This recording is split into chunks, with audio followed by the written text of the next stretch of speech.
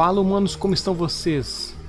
É o seguinte, meus queridos, hoje a gente vai fazer agora uma revisão, uma recuperação, na verdade, né? Semana de recuperação. E é o seguinte, a gente não vai perder muito tempo não. Já pega aí, vamos confirmando aí os conteúdos no seu caderno, tá bom? A gente vai tirar algumas informações também desde o comecinho do bimestre, tá? Às vezes vai até fugir um pouquinho do bimestre, vai pro terceiro. Mas isso faz parte da nossa recuperação, tá ok? Então vamos lá, ó. Isso a gente eu reparei que tive bastante dúvida quanto a essa questão aqui dos cromossomos, né? Daquela aula de divisão celular. Então o que eram os cromossomos, né? Os cromossomos são considerados organelas celulares, né? E são estruturas onde se encontram as características de todos os seres vivos, tá ok? Tudo que você tem de característica tá escrito lá, né? Entre aspas, escrito, né? Lá nos cromossomos, ok? Aí a gente também viu a questão da divisão celular. Esses cromossomos, eles podem se duplicar, né? E aí acontece uma divisão celular. Tem dois tipos, né? Tem a mitose, que é quando a divisão ela favorece o crescimento, né? Ou a reconstituição de tecidos. Tá bom? E é para isso que serve mitose. Tá? Acontece no corpo inteiro. Tá? Por o crescimento e reconstituição de tecidos. Tá? E em alguns seres vivos, né, pode ser também de reprodução assexuada. Então temos algumas fases, né, na mitose: a prófase, a metáfase, a anáfase e telófase.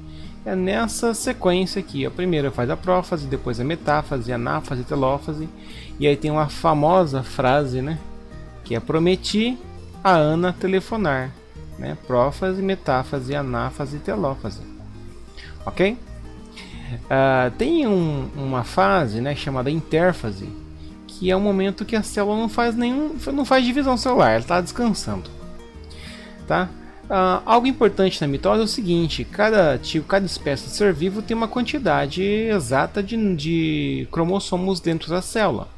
Então, na mitose, é uma reprodução celular, uma célula com 46 cromossomos forma duas células. Então, só tinha uma, agora eu tenho duas células com o mesmo número de cromossomos do início. Ó. Então, era uma célula com 46 cromossomos.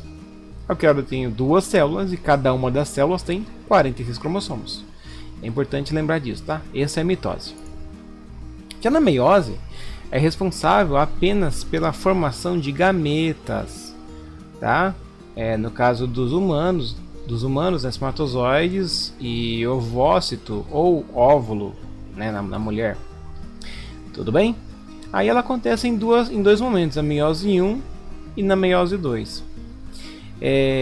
Algo importantíssimo assim, que sempre cai em atividades, né, vestibular, e às vezes até no Enem, é que na meiose, na prófase 1, ocorre o crossing over, é quando os cromossomos, né, um cromossomo homólogo que chama, né, um cromossomo que veio do pai, tem um par que veio da mãe, e aí eles trocam um pedacinho, né, entre eles. Isso dá uma variabilidade genética muito grande, quer dizer que naquele pedacinho do cromossomo do pai tem um pedacinho do cromossomo da mãe, e o contrário também é verdade.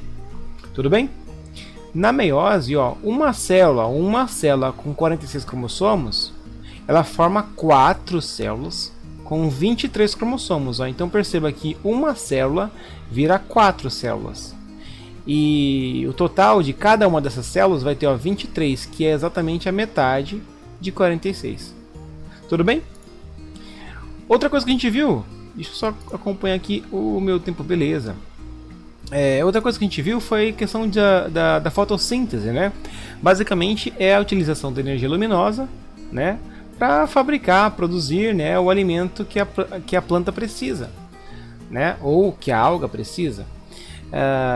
Esse alimento é chamado de glicose, é um tipo de açúcar, tá bom? E tudo isso acontece porque lá na planta existe uma substância, uma organela que possui uma substância, né, em volta dela chamada clorofila. Essa organela é cloroplasto e possui uma substância ao redor dela chamada clorofila. A clorofila é capaz de captar a luz do sol e transformar essa energia luminosa em energia química. Tá bom? Então basicamente aqui tem a equação da fotossíntese. Ele tem o gás carbônico, né, 6 moléculas de gás carbônico, com 12 moléculas de água, que a planta retirou lá principalmente do solo.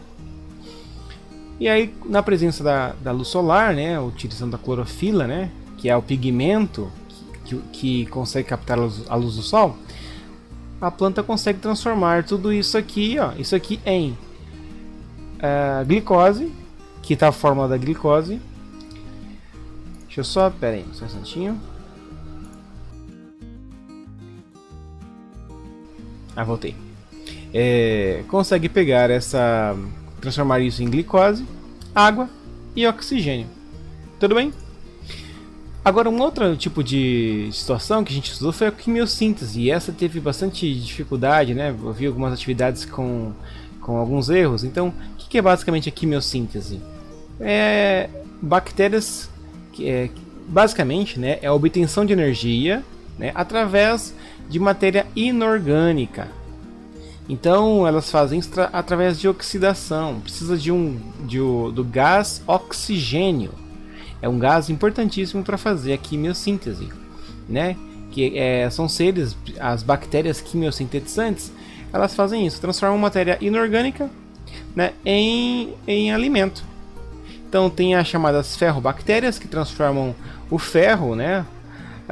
Tem as sulfobactérias, que transformam o enxofre em alimento. E tem as nitrobactérias, que transformam compostos nitrogenados, né, em alimento. Tudo bem? Aí a gente parte para a reprodução assexuada, já nesse último bimestre, né? Então o que seria a reprodução assexuada? É uma reprodução que não envolve troca de material genético. Beleza? Tem vantagens e desvantagens. É bom você saber que as vantagens é uma reprodução muito rápida e tem pouco gasto de energia. Então algumas bactérias conseguem fazer uma reprodução dela de si mesma, né, fazer um clone em 20 minutos. A desvantagem é que existe baixa variabilidade genética. Tá bom? Os seres eles não carregam informações para melhorar a espécie. Tá bom? Tem alguns tipos, né, que a gente já viu. Tem a divisão binária, né, que acontece por seres unicelulares, que é basicamente quando esses seres vivos fazem a mitose. Beleza? Tem a fragmentação ou regeneração, que é quando o indivíduo é cortado, né, um fragmentinho, um pedacinho do indivíduo cortado, e cada um dos pedacinhos formam indivíduos novos. Pode acontecer com esponjas lunares, né? Tem a esporulação, principalmente aí com seres vivos, né, que possuem parede celular, tá? E eles formam esporos, eles deixam os esporos, esses esporos vão cair em algum lugar e quando tiver condições favoráveis, eles vão surgir como se fosse uma sementinha, tá bom? O brotamento é um surgimento de um broto, tá? Um brotinho, que a gente já associa broto, né, com planta, mas existem outras configurações de broto. Tá? E aí ele se desprende e vai em outro lugar. Agora, na reprodução sexuada, é um outro tipo. Qual é o conceito? É qualquer reprodução que envolva troca de material genético. Tudo bem? Então tem que envolver troca de material genético. Geralmente isso acontece, né, com células reprodutoras chamadas gametas. Tá? Qual que é a vantagem disso aqui? É a alta variabilidade genética. Os organismos, os filhotinhos, têm às vezes tem uma característica boa do pai que a mãe não tem, e tem uma característica boa da mãe que o pai não tem, né? E isso causa uma alta variabilidade genética. Qual que é a desvantagem? Ela demora muito mais tempo até se achar o par, até achar, né, o parceiro. Às vezes precisa ter um período de gestação, né? Eu falei muito bem esse tempo dos exemplos aqui da onça pintada da Gilbert, né, nessa aula aqui. Então qualquer coisa você volta lá para ver melhor. E também a desvantagem aqui é maior gasto de energia, tá bom? Também a gente viu na reprodução sexuada que tem uns tipos de fecundação, né, que pode ser externa ou interna, que é quando fecundação é quando os gametas se encontram, né? Pode ser externa, né, os gametas são liberados no ambiente, e pode ser interna, que é quando os gametas são depositados no interior do corpo da fêmea. Tudo bem? Quanto ao tipo de desenvolvimento, né, a gente já viu que os ovíparos eles são basicamente animais que botam ovos. Os ovovivíparos são animais em que as fêmeas elas produzem ovos, mas não botam os ovos, tá? Elas não eliminam os ovos. Os ovos se chocam dentro do corpo dela e o filhotinho sai, como se ela estivesse parindo um filhotinho que nasceu do ovo dentro da barriga dela. E os vivíparos eles não produzem ovos, as fêmeas não produzem ovos. Os filhotinhos eles são alimentados diretamente do sangue da mãe. Tudo bem? Meus queridos, por hoje é só. Espero que você possa ter filtrado bastante coisa.